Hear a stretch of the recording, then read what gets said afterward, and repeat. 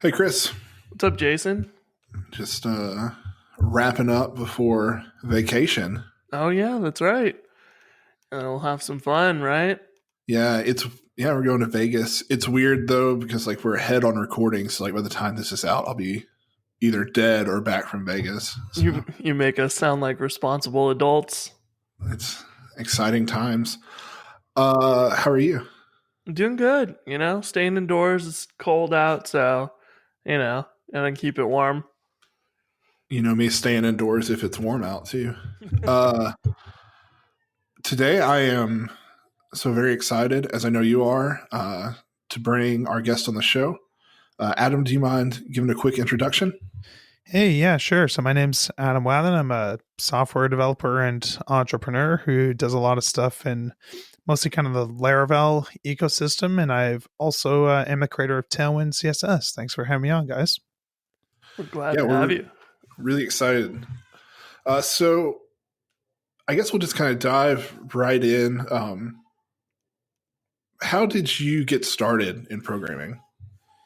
Cool. Yeah, I can think every time I get asked this question, there's like a couple of different stories that come to mind, and I can never really think of exactly what order they happened in. But probably my earliest real memory is when I was a kid. I was like super obsessed with pro wrestling, and I would download all these different like pro wrestling simulators online where you could like create wrestlers, and there were just these text based things where they would like play out matches, and you could see who won and stuff.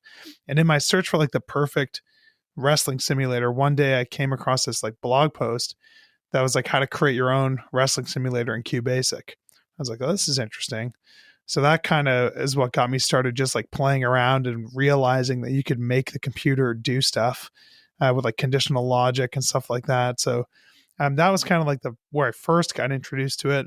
And then when I was in school, like in like grade 5, grade 6, we would make like games and HyperCard on the Macs at school, and there was some cool stuff that you could do there where learn some more programming stuff and sort of like event driven stuff and how to react to the mouse and keyboard and do cool stuff there.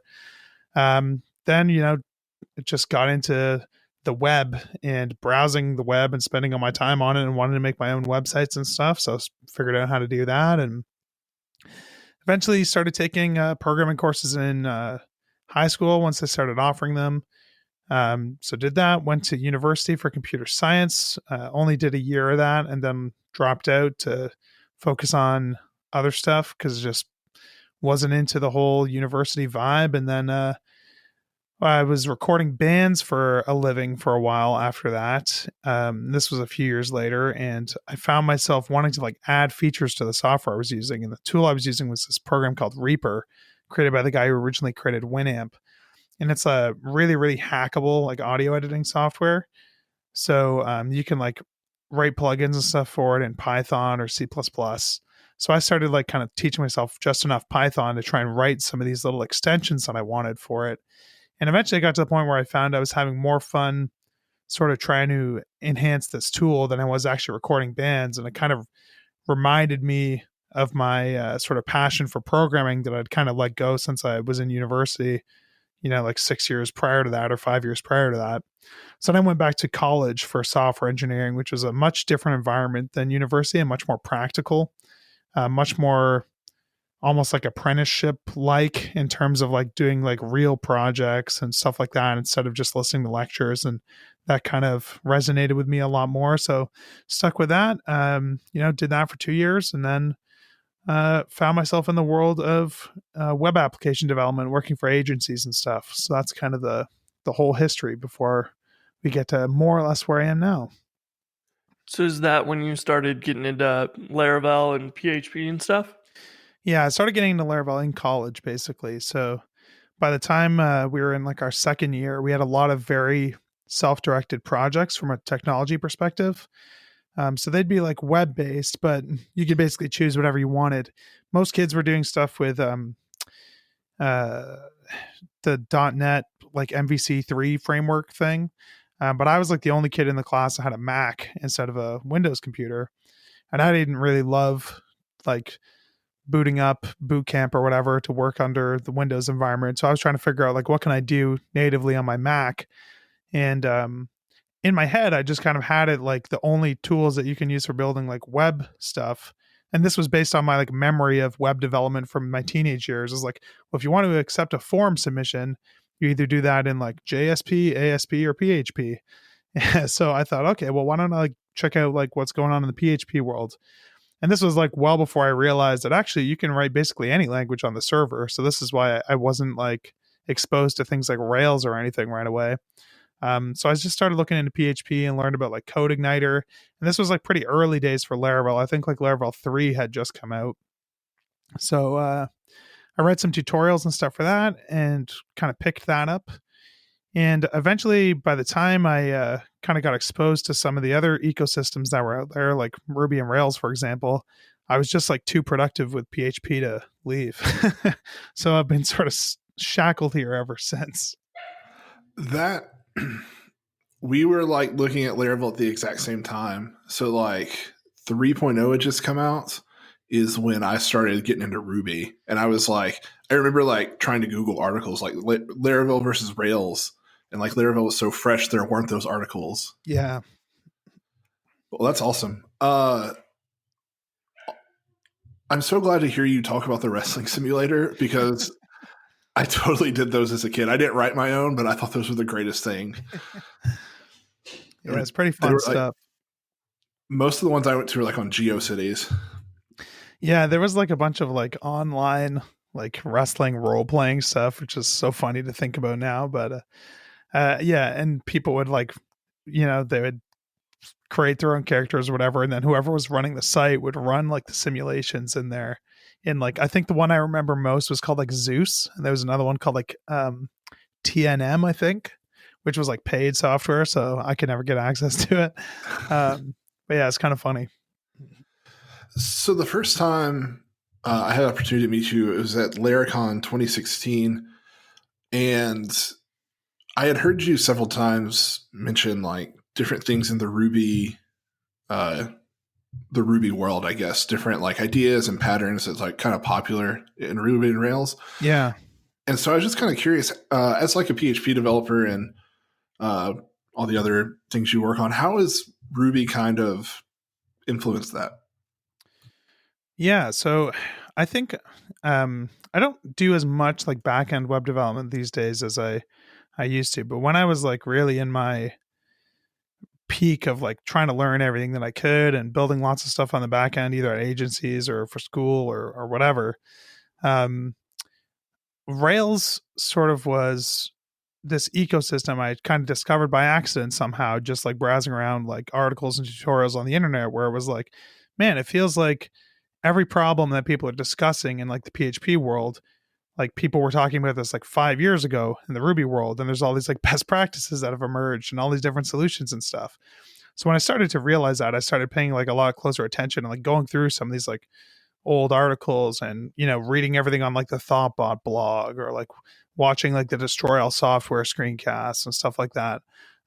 So I like to think that like basically all the interesting things I learned about like web application architecture, I basically learned from studying the Rails and Ruby ecosystem and trying to sort of port that knowledge over to what I was doing with PHP and Laravel. And yeah, I mean, like that's basically it. In some ways, I wish I had discovered Rails and Ruby before I had got started working with PHP, because I think some of the ways people do things like resonate a lot more with my personality than the way people do things in PHP. And PHP, people are trying to turn the language into like Java, basically, whereas I feel like the Ruby ecosystem is much more interested in like small talk style OOP and stuff like that. So yeah, it's always been interesting for me to sort of follow that ecosystem and see what I can sort of bring into my day to day working with the tools that I work with. That's awesome. So I wasn't really planning on talking about this, but I am curious now that you brought it up. When you say that people are trying to make PHP more like Java, I listened to, I can't remember what it's called, the little like 10-minute podcast Taylor Otwell puts out every week. Oh yeah. I listened to it this morning. He was talking about how I guess PHP unit the new version requires you to have like types. Yeah, they force you to like add a return type for your setup method. So now instead of just being able to say like public function setup, you have to say public function setup space colon space void and specify that it has no return value. And because you have to like extend the core PHP unit test case class to write your own tests, that's like a breaking change for anyone using PHP on anything. Everyone has to go back and add that type annotation to all their setup methods since it extends that class. Is this kind of like an ongoing thing? Like, is the community like kind of all like a lot of the majority are for it, or is it kind of like does it seem kind Yeah, of I would say divided? like the overwhelming majority are pushing for more type information in the language, which I mean I understand it. At the same time, I think a lot of it maybe stems from like PHP being the only language that people have worked with and not really, and they're maybe trying to push things too far and into the other direction under this like sort of assumption that like it will automatically be better. You know what I mean? Whereas the sort of type systems that are more interesting to me are things like Crystal, where the funny thing about PHP is like they're trying to make it like strongly or statically typed, but it can't be because no matter what, it's still a dynamic language, and you're never going to get type errors until a runtime, no matter what, because there's no compile step. So what you're doing is you're like littering your code with all these type annotations that don't do anything until code with the wrong type actually executes and blows up. And then you look at something like Crystal, which to me is like the exact opposite. It like is statically typed compiled language, but their goal is to like avoid having you type the type annotations as often as possible. So there's like barely any actual type annotations in Crystal code, except there are way more guarantees than you have in PHP where there's type annotations everywhere. So I don't know. That's one of those things that just makes me feel like I'm I'm pushing against like trying to swim upstream too much in that regard. So I just don't really get involved. Whereas if I was in like the Ruby world, I think, you know, there's less arguing about like, oh, should we make Ruby more statically typed? Like I know there has been some stuff, like they talked about Ruby 3 having like some sort of like fancy kind of uh invisible type system and stuff like that. I don't know where that's really at, but in general, I think people are sort of on board with more of the dynamic meta programming stuff. They like to have a little bit more fun with it there. Whereas in PHP, everyone's trying to sort of lock things down and sort of be the code police as much as possible. Yeah, I know Stripe has, I don't think they've publicly released this yet, but a tool called Sorbet that was to help, enforce types in Ruby or whatever. And there's some like website for it that you can fiddle with it, but, it's kind of like comment annotation. So it's not quite I really like you mentioned the crystal stuff because I played with that a little bit too, and it's like, well, this is kind of the ideal where you only have to enforce types when you need to, and it can kind of interpret that in the lightest way possible. It's kind of interesting. Yeah, Crystal, I haven't actually written any, but in studying it, it seems like, yeah, it seems like what I would want in terms of it'll do all the type checks for you, but you don't have to type them everywhere, and it'll like intelligently create like um like union types and stuff like that for you based on what it detects you're actually doing. So yeah, it seems like pretty clever way to sort of create a static type system without feeling like so heavy handed, while still actually providing more real type safety than we get in PHP anyways. Yeah, and even isn't the Vue 3 going to be like TypeScript behind the scenes? I So I think they're feel like writing it in TypeScript, but that won't mean that you have to like consume it in TypeScript. right. Is there more of a direction going to types in JavaScript? I haven't really paid attention too much. Yeah, I think probably yes. Uh, Not quite the same as it is in PHP necessarily, but definitely like type system or TypeScript adoption seems to be growing more and more for sure. I kind of feel like it makes sense if you're building a framework like that, just to give more sort of clear errors saying like, "Hey, we expected this, and you gave us something else." Hmm. That can be helpful, but at the same time, like it may not be still as explicit or friendly as it needs to be sometimes. Yeah, I think it's totally fine thing to do. I think it's useful as documentation for new contributors and stuff too. You can kind of more easily understand what's happening in the code sometimes if it's right there telling you like what type is expected, what type is returned. Makes it a little bit easier to learn the code base, but yeah. So you said earlier you're not doing, I guess, as much back end programming now. Yeah. When you do still do back end programming, are you still mostly cranking things out in Laravel and PHP? Yeah, that's still kind of the stack that I choose, mostly because of just how productive I am in that environment. It's hard to just grab something totally new and feel like you're moving super slow when you're excited about trying to solve a specific problem, you know? So maybe one day I'll find like a good excuse to start getting really proficient in another environment. But for now, that's still my weapon of choice. Yeah. So I'm curious, like a dream situation here. Like, what's your dream kind of back end language? If there was like no Laravel anymore and I had to choose something new, um, I think it would be a toss up between like JavaScript and like Node on the back end, just because there's something nice about being able to just write one language, or Elixir probably, because I haven't done anything really serious with Elixir, but I've done a bunch of like. Have you ever used like exorcism.io? It's like a cool site for just like trying to learn a new language with a bunch of different problems and stuff. Um, Yeah, yeah, so I they. did a bunch of the Elixir stuff on exorcism, and it's actually a really fun experience because it's such a totally different type of language.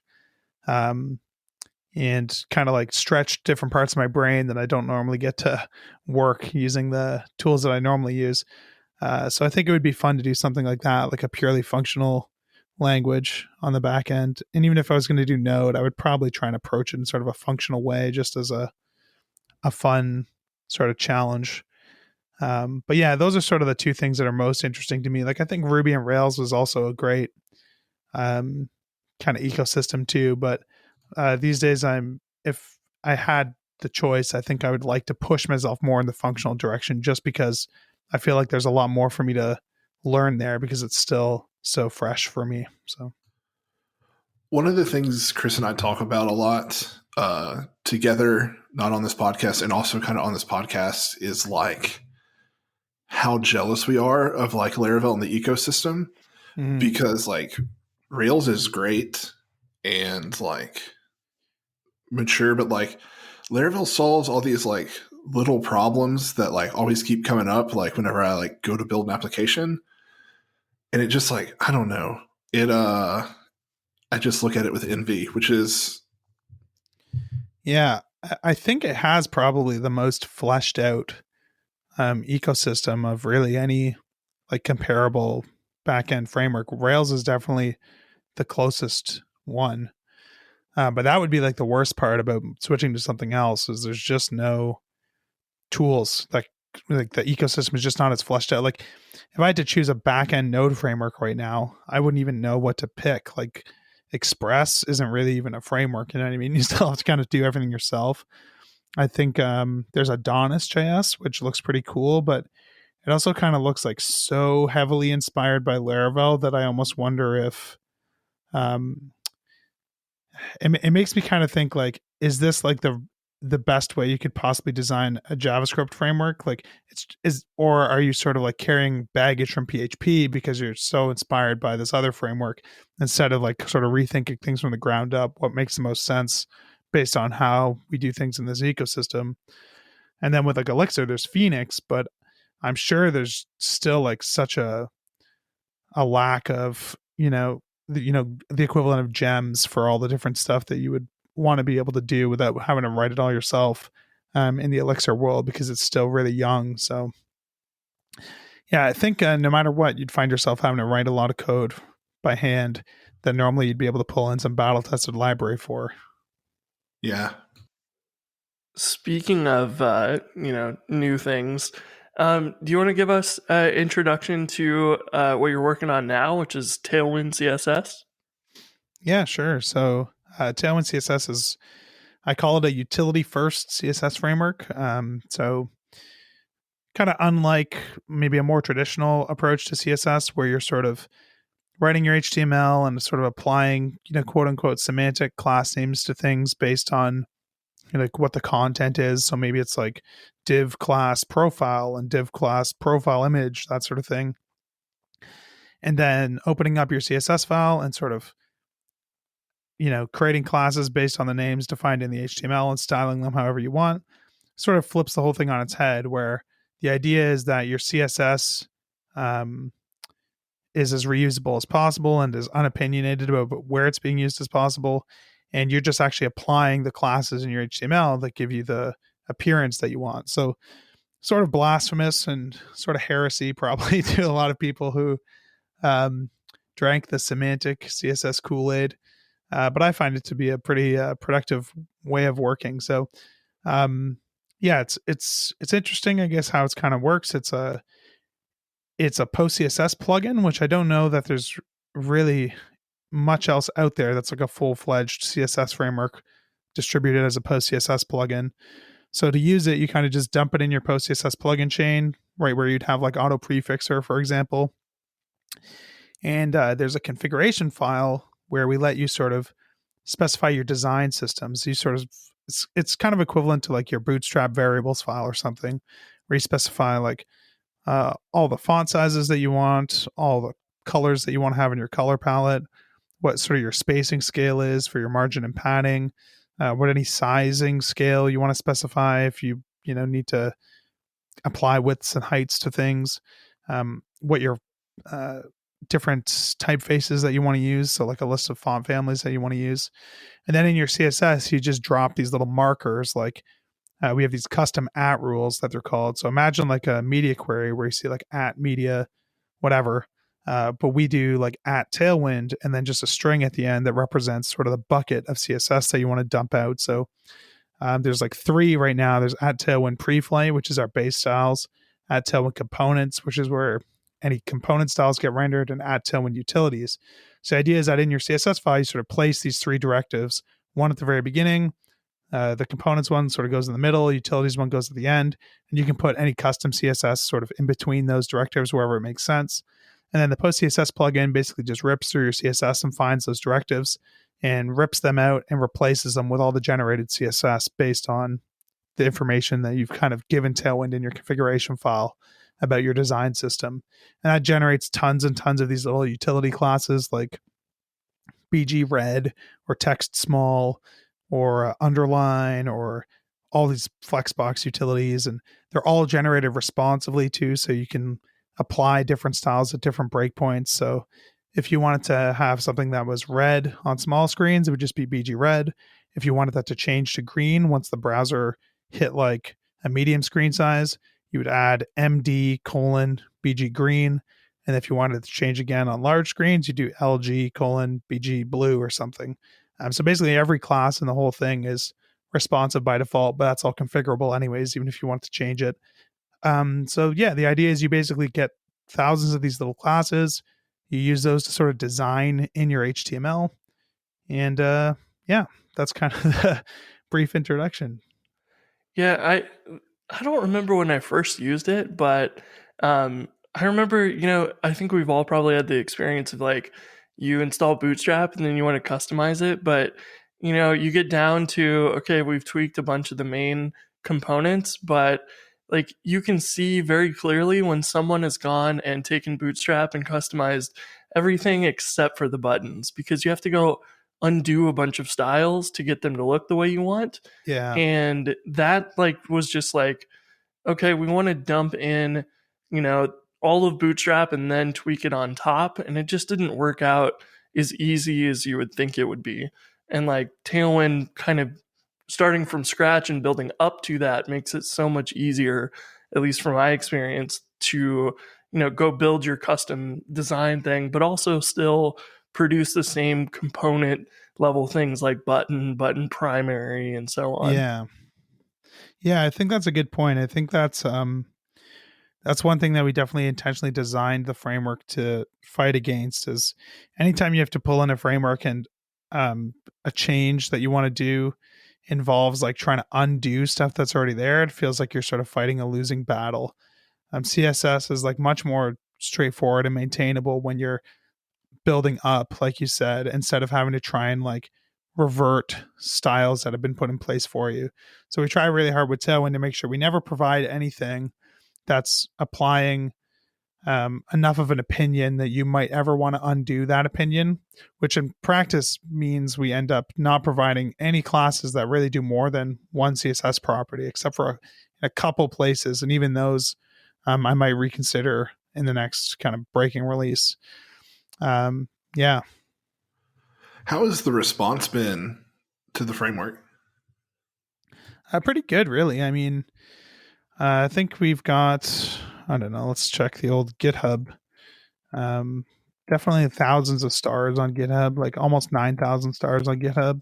It's been out for about a year and a half now, since like the very, very first alpha. And right now I'm kind of working on trying to get 1.0 out this month.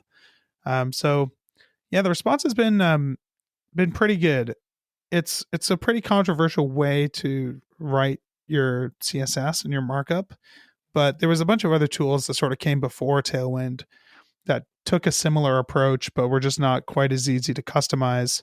That I think took the brunt of the sort of trolling and you know anger from the people who thought it was like a horrible idea, like Tachyons, for example. Really, the guys who worked on that definitely took a lot of the hate up front. So I kind of got to sneak in behind them and not really get as blasted as hard. But yeah, in general, the response has been really good. Lots of people seem to love using it. It's one of those tools where actually, I mean, maybe it's like the only tool I can think of like this besides other comparable CSS frameworks where your immediate reaction when you see it is, wow, this looks like the worst thing I've ever seen. But then after you use it, it's like, wow, I can't imagine ever going back to working the way that I was before because I feel so much more productive working this way. Yeah, Um, it's yeah. like the initial thing is like you just see a bunch of gibberish, CSS classes everywhere. But I think that people don't realize you can just refactor that back once you've decided on what you want your consistent styles to be like. You can just do the at apply stuff and create your button class. But you have the freedom, like in your videos that I got addicted to watching those where you like rebuilt Coinbase and stuff. Yeah.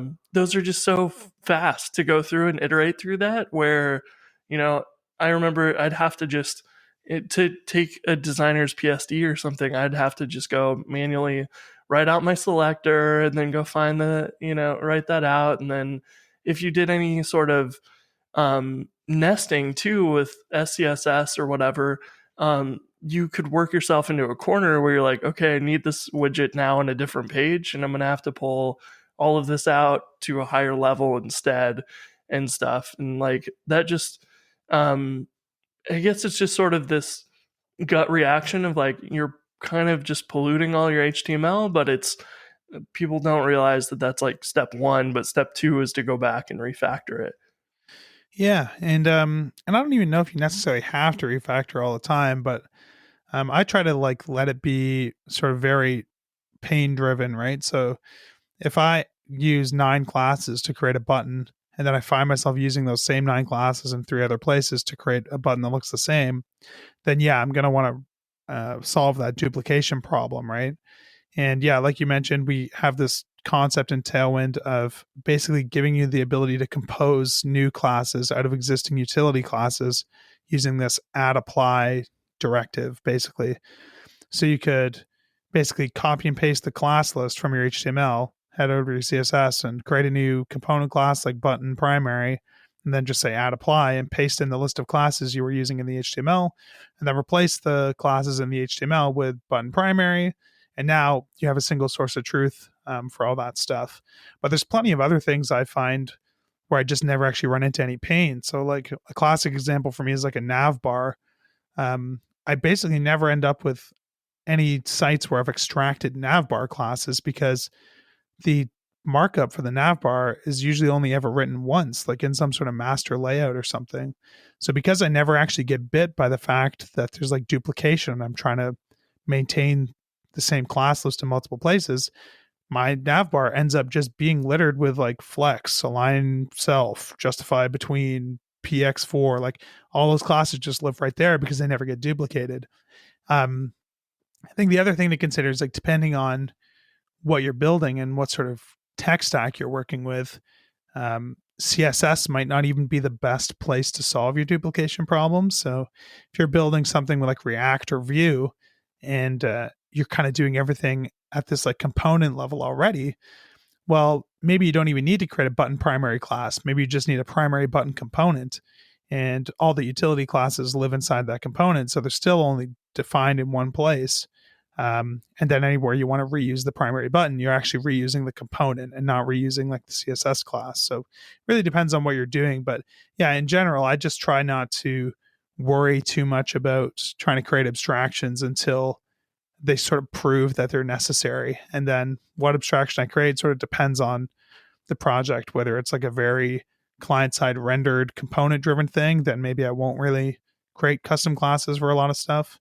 But if it's something that's server rendered, like more of a traditional Rails app, then a lot of times it makes a lot more sense to create a component class in your CSS, like button primary, than it does to try and create like ERB partials for like every button and every input or something silly like that. So, yeah. That makes sense.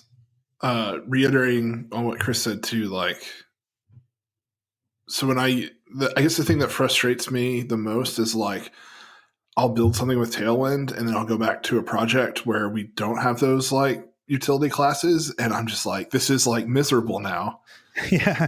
You don't realize like how bad and painful it was until you kind of get used to doing it the fast way, where you're literally just working in the HTML and you can kind of see your changes immediately. And I think the thing that people don't realize is the biggest benefit until they actually use it is just like all the overhead of trying to come up with names for things like goes away. Because there's so many times in CSS where, because of like how complex it is trying to style things with CSS, um, you end up with like all these elements, the extra elements that you have to create, wrapper elements and stuff like that. And it's like, what the hell class name do I give this? It's like profile header dash dash wrapper, like you spend all this like decision making power trying to like come up with names for these classes and trying to figure out in your head like, oh, how generic should this class name be or how specific should it be?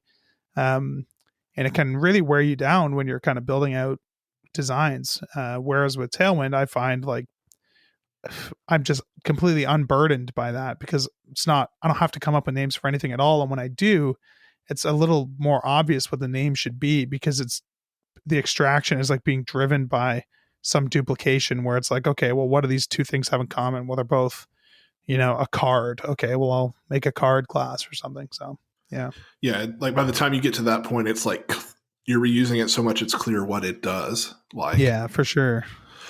A question I'm interested just to kind of hear your thought on is like, there's like the never ending debate of like server rendered HTML versus like single page applications, right? And in like the Rails land, like, I mean, you think like DHH Basecamp, like they're very against, like they're very like pro server rendered HTML. Yeah. I'm just kind of curious, like your thoughts on like how do you view that debate as someone who does a lot of like Vue work? Yeah, it's tricky. I think in general, historically, I've kind of stuck with the server side rendered crowd, right? Like, I definitely think there's a lot of value in what the Basecamp folks preach. It makes so much sense to me that they kind of try and localize everything on the server, even for their mobile apps and stuff, because it lets them sort of maintain one code base with a small team. Whereas if you're trying to build an SPA, then you sort of have to rebuild that client for mobile and stuff like that. It can just be a little bit nutty. One sec.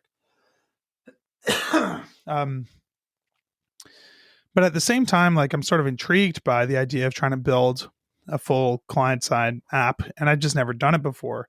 I do a lot of stuff with Vue, but I use Vue more as like a way to enhance server rendered HTML for the most part. So I'm still doing most stuff on the server. And then if there's like some little place on the page that needs to be kind of highly interactive, I'll kind of replace the server or rendered HTML there with a view component. Yeah. Yeah. We've done a lot of that. At my previous job, we'd actually like let Rails render the page, and then React would take over just like certain components, and that worked Yeah. really well. I think that's how Facebook does it with React too. on like at least like their timeline and stuff. I think they have a lot of like React SPA stuff that's a little bit more internal. Like I think like the ads manager is probably like a single page app and stuff. But yeah, I think it's a totally valid way to go. And I think it's a simpler way to go in a lot of cases. I think there's so much complexity that comes along with trying to do everything on the client.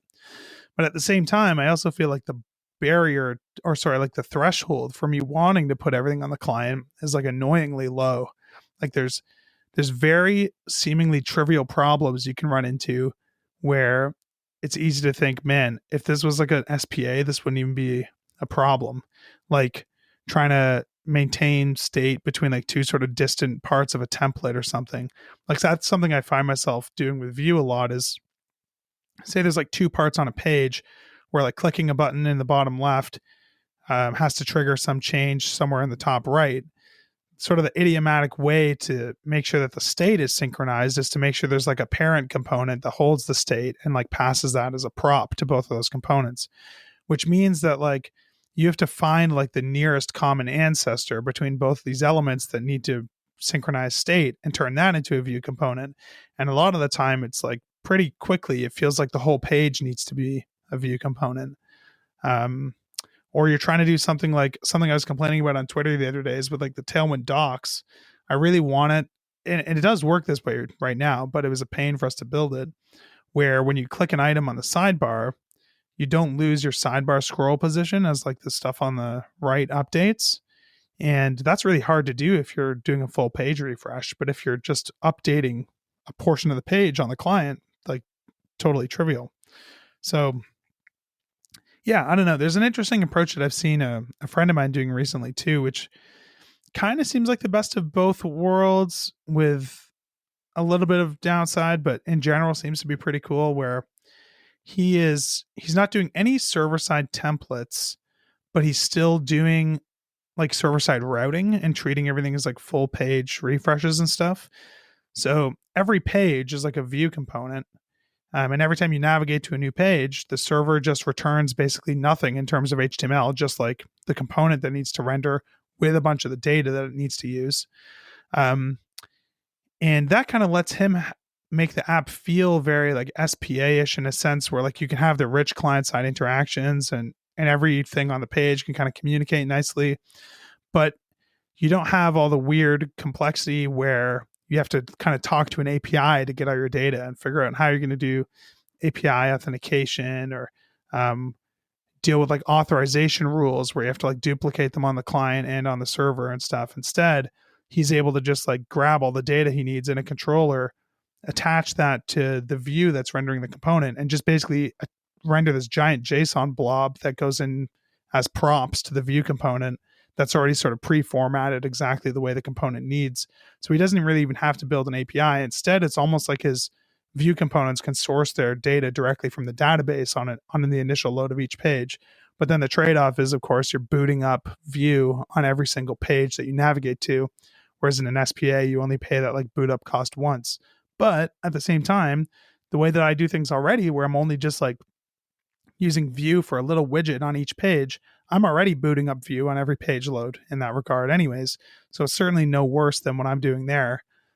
So yeah, it's kind of like an interesting hybrid approach that I've seen a couple people playing with. Yeah, that's really fascinating because that would like take some of that complexity away. Like you said, there's trade-offs, but it's an interesting approach. Yeah. I would like to, with our time left, shift gears a little bit. You are now full time working for yourself, and I just kind of like to hear more about that. Kind of like, when did you know that you wanted to like build products or like teach? Yeah, sure. I've I've always wanted to like make stuff on the internet, and I've always really enjoyed like creating guides and stuff like that. Like I can even remember as a kid getting up early in the morning to like work on my like Doom tutorial in like Notepad on my old like Acer 386, desktop computer. And I've always just really enjoyed like trying to create like polished documents. I don't know, can't really explain why. But I always loved going to like gamefacts.com, for example, and seeing like all the crazy tutorials people made with all their like ASCII artwork in their headers of these like guides and stuff like that. That stuff was always really cool to me. So that's kind of like one of my earliest memories of like being obsessed with creating, what is essentially like educational content on the internet. Um, and I I don't know. I don't really know like when it exactly happened, but I've always thought it would be cool to write like a book or something, right? And I kind of wanted to write a book when I was working in the audio engineering space. I thought maybe it'd be cool to put together like an ebook. And then when I got heavily back into programming, um, and I was like reading books by other people and stuff, I thought it'd be cool to kind of make one of these myself. Um, so yeah, eventually I did write my first book, which was this book called Refactoring the Collections, which basically teaches PHP developers how to do what everyone in Ruby already does with like the enumerable module essentially, and like refactoring from like a bunch of gnarly loops and stuff into more functional transformations like map and reduce and chunk and each cons and all some of the more obscure kind of interesting ones. So I put that book together sort of in evenings and weekends in the spring of 2016, just before me and my wife got married and before we had any kids. So I had time to work on it then. And yeah, I released that book and it did a lot better than I expected in terms of sales. And I had this idea to do this TDD course. And that's kind of what I wanted to do originally, but I thought it was too ambitious and I wouldn't be able to do that on nights and weekends. So I did this book instead. So when the book did really well, I thought, maybe this is an opportunity to actually make this testing course that I want to make, because I could leave my job and sort of use this money from the book to sort of pay my own salary while I get this course done so I can work on it full time. So basically, right after the book came out, a couple weeks later, I left my job to sort of work on this course full time. And I released that about 7 months later or 6 months later. And that did really well, like really exceeded my expectations. And since then, I've just been fortunate enough to be able to kind of keep doing that stuff. So about a year and a half after that, I put out a Vue course, advanced Vue component design. And then most recently, me and my friend Steve Shoger just released a book in December, kind of a book and video series and kind of set of resources to help teach design to developers called Refactoring UI. And that's also done really well. So yeah, so far I've just been pretty lucky in that the content I've created has resonated with people and has sold well enough to let me kind of keep doing this stuff full time. That's awesome. So was it last year you spoke at MicroConf? Is that right? Yeah. MicroConf started last year. For those who don't know, MicroConf is a conference for entrepreneurs, I guess is a good way to describe it. Yep. I'm curious, what did you give a lot of technical talks? How was it giving a non-technical talk? Yeah, it was definitely different for sure. Definitely more nervous because you're trying to teach something that is a little bit out of your wheelhouse in a sense. So normally I do a lot of like live coding talks and stuff that are really technical. So this was much more like telling a story with slides and stuff, which is different, and trying to come across like an expert in a field that I haven't before. But I think it went really well overall. I was happy with like the delivery of the talk, and people seemed to really enjoy the content and get a lot out of it. So yeah, it went really well. It was definitely made me a little bit nervous because I'd never given a talk like that before, but all turned out fine. Awesome. That's all I have. Chris, do you have any other questions? The only other one I had was just about Tailwind 1.0. What are we looking at seeing change wise on that? Yeah. So, um, nothing too crazy. Basically, just the plan is to, now that we've got kind of a year and a half of using the framework in public, kind of under our belts, looking back at some of the decisions we made and making sure that we're happy with everything that's there, and making any breaking changes while we still have the chance, based on anything that we think we would have done differently now. So one of the things I've been working on for the last few weeks is really nailing down like an updated config file structure, because the original config file was sort of designed not anticipating some features that got added to Tailwind that have kind of muddied things up a bit. So sort of reorganizing things a bit there and trying to make it a little bit more structured and a little bit more simple. Other than that, there might be a couple class names that we revisit. Like one that I have in mind in particular, we have these border radius classes that I think right now are called rounded. I'm thinking about just changing those to just be radius, because I'm always tripped up trying to figure out if it's rounded none or rounded zero. And I can never remember if like the default rounded class is like the smallest one or like a middle one. So I think it might be more intuitive to just change that to like radius 0, radius 1, radius 2, radius 3, that sort of thing. So that's something I'm going to be kind of exploring. I don't think there's any really like big changes other than that. I'm adding the ability for the plugin system to let people register base styles from plugins. So if you have like base typography styles that you want to share from project to project and you want to be able to do it as an npm package instead of css, making that possible. So that's kind of like it, really. Maybe going through and thinking about some of the config file key name changes. Like I might change some of the stuff in the config file. Like we have things like text sizes, where it's like a list of all your text sizes. I think I might try and make some of those names closer to the CSS properties, so they're a little bit more familiar to people.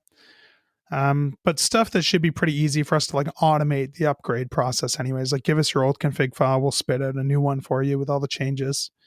Other than that, like the other big project for Tailwind 1.0 is just really polishing the documentation and writing some new guides for kind of common things that people want to be able to do, like how to get started with different frameworks, like how to use it with Vue, how to use it with React, how to use it in a Rails app, stuff like that. And just kind of making sure that I feel like the documentation is really polished before we kind of tag 1.0, so we can have kind of a flashy release. And then we'll focus on like new feature development and stuff in like upcoming point releases. So really just focused on making sure that before we tag it, there's no more breaking changes remaining that I'd like to make, because I really don't want to have to tag 2.0 like 6 months down the road or something. In a perfect world, 1.0 will be kind of perfect, and then we can just iterate on it and add new features. But I don't want to be one of those libraries that releases a new major version every 3 weeks or whatever. So just trying to make sure that I feel like it's stable. That's fair enough. Yeah, I remember, and partially this is because I go back and forth between a Tailwind project and a Bootstrap project, but I do remember being like, some of those classes like rounded, for example, is like, well, which ones, like fully rounded or just slight corner rounding and stuff like that. I can Yeah. definitely see like the clarity there. My trouble is like Bootstrap has some of the similar classes, and then I'm always like confused between their weird naming and like you guys always have the more intuitive naming, but there's like deflex and the other display classes in Yeah. Bootstrap are like prefixed with D hyphen, and they're just not as clear. But it is nice to see that because I bought a Bootstrap theme from the store recently, and used it on Go Rails, and it was fun to see this theme because the majority of it was implemented with utility classes, and it made it Yeah. so much easier to tweak everything. So Yeah. I'm excited to see that approach being used in a lot of cases. It just makes things so much easier to tweak when you're like, I need a little bit more padding here, and you can just change it without having to dive into the CSS and jump between files. You just like edit the HTML, refresh your browser, and you're good. Yeah. It's So definitely cool for sure. It's cool to see like Bootstrap trending in that direction more too. Yeah. And I've always really liked Bootstrap, and we definitely sort of borrowed some naming stuff from Bootstrap too, because as someone who's like used it for so long, I wanted the new stuff that I was doing to sort of feel familiar and not be fighting with old habits too much. So definitely a big inspiration, and learned a lot from the team that's worked on that. So yeah. Yeah, and I think you'll have the benefit of, like you were saying, hoping not to have, a 2.0 release at some point, um, because your classes are very fine grained. You're not like, adding cards and popovers and alerts and whatever. Like you have almost only one name that you can really decide on, one or two for each of those. Yeah, for Makes it a sure. little easier. That did remind me of something. What are your thoughts on like the best way to sort of strip down all of these generated styles for production? I know like one of the main things is removing like colors you don't use. Are there any Yeah. other like tools or approaches for that? Yeah. So the approach that I use, that I would recommend people use, is to use this tool called Purge CSS, which basically is a tool for scanning all of your templates and removing any CSS classes that you don't actually use from your CSS. And it sounds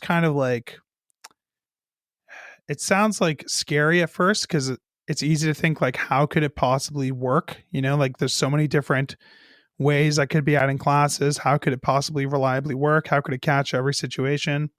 And the reality is that it can't catch every situation, but the way it works is actually so brain dead, dumb, and simple that it makes it really easy to build a mental model of what it's going to do and make it easy to author your templates in a way that it will always work 100%. Um, so it doesn't like actually parse your HTML into like an abstract syntax tree and look for classes, or it doesn't like scan your React JSX files and like run them as JavaScript to see if you're doing string concatenation and stuff. Literally, all it does is scan your templates or whatever you provide to it. So, like JSX files, for example, would be kind of included here. It looks through all that stuff. You provided a regex. It kind of has a default one, but you can customize it, and you kind of do need to customize it with Tailwind because we use some odd characters in some of the class names. But basically, it just like splits the whole template up based on this regex into strings that are separated by spaces, essentially. And if and then it kind of looks through your CSS, and it looks through this class and tries to see like, can I find this class as a token anywhere in any of these template files? If so, it'll keep it. Um, so what that means is like, if you have a class called hello and you have like a paragraph in your site that starts with the word hello, it'll keep the hello class because it found a match for hello. Like, it's not specifically looking for classes or trying to be smart about that. It's literally trying to be as dumb as possible. Like, does this string exist? So as long as you're not doing anything super clever, like concatenating class names, or doing weird stuff with variables to like dynamically create the class names in your markup, then it will work really reliably. And worst case scenario, you can always like whitelist classes and stuff like that. So that's what I use. And it makes it really easy to take like, maybe like a 40 kilobyte gzipped Tailwind CSS file and bring it down like 4 kilobytes gzipped. So it's a really productive way of being able to keep all the class names available, do all the kind of stuff you want, and then still end up with the absolute minimum CSS file when you're done. So that's the way that I would approach it. If you're working on a project where there is like a lot of complex, fancy dynamic class generation that's kind of already there, and you want to introduce Tailwind after the fact, there's other ways to kind of limit your Tailwind file size by just being selective about which features are enabled, making sure that you're not generating colors that you're not using, not generating breakpoints that you're not using, stuff like that. But even then, one of the things that I'm going to be working on for probably the next point release after 1.0 comes out is sort of integrating Purge CSS into Tailwind in an intelligent way where we can run Purge CSS just against the classes Tailwind would generate while completely ignoring any of your own CSS. So that way, even if you're pulling it in on a legacy project, you should be able to use Purge CSS to strip down Tailwind's sort of contribution to your CSS because any of sort of the legacy baggage with dynamic class generation and stuff shouldn't be happening with Tailwind's classes anyways. So that should hopefully be a way to make that a little bit more available to people working on any type of project in a little bit of a safer way, I guess. That purge CSS approach is pretty crafty. I had I didn't realize that's how it worked, and you are okay with false positives there, where it might keep a few classes that maybe it detected on accident or something. Yeah. But you just don't ever want it to remove things that you're actually using. So Yeah, that's pretty exactly. cool. It's a great approach, and super simple too. Yeah, exactly. That's the thing that I like about it the most is just how simple it is. Like, it's one of those tools where if you first told me about it, I would feel like scared of it, but because of how simple it is, like if the maintainer stopped working on it, I feel like I would feel totally comfortable just maintaining it myself because I just know conceptually it's not like a really intimidating mental model. It's like literally as dumb as it could possibly be. And because of that, it's really easy to work with. So, yeah. Very cool. Jason, any other last questions? No. Adam, thanks for joining us. I think I heard you say one time that you have a podcast, Full Stack Radio. I think you said one time you started it so you could like talk to the people you wouldn't normally get to talk to. Yeah, totally. So yeah, that's like totally my case, like fanboy, whatever. I'm glad you guys come on the show because it's been awesome chatting with you. Yeah, thanks so much for having me, guys. All right, Chris, wrap it up. See you next time. Adam, you have any links you want to share for anyone listening? I mean, nothing really new, I guess. Like if you're interested in Tailwind, check out tailwindcss.com. And if you're interested in checking out my podcast, that's at fullstackradio.com. Cool. Awesome. All right. Thanks for being here. And I guess we'll talk to you next week, Jason. See ya.